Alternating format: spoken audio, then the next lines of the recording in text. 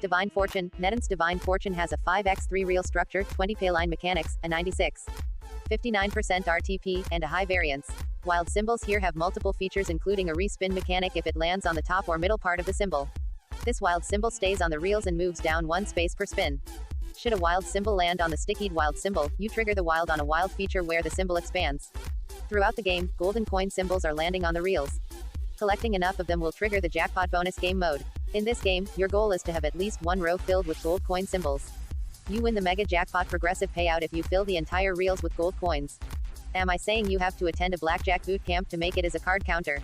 No, but if you want to be successful, you do need to invest the time, energy, and possibly even some money in your skills and knowledge base to make sure you're playing like a pro and not just gambling with your bankroll. The great thing is that slots have no idea if you are using free spins, bonus cash, or real money. This means that you have the same chance of winning from them. In fact, players have won mega moolah jackpots from free spins. Make sure to read the terms of every offer to make sure you don't miss out on anything. There is nothing worse than missing a minor point and having your bonus cash voided. What defines a high roller? There is no universally accepted definition of a high roller, and all casinos have their own standards as to when their VIP programs come into effect.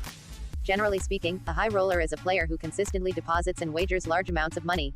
For those playing with large stakes, standard deposit bonuses may not be of adequate satisfaction, which is why we've compiled a list of high roller casino bonuses where you will find bonuses matching deposits as high as 10,000 euros.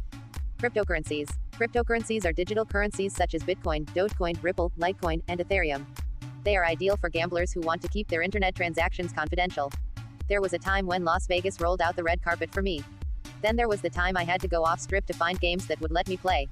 Then I went back to the strip as a spotter. Then I felt like my number was up everywhere in Sin City. Then new games popped up.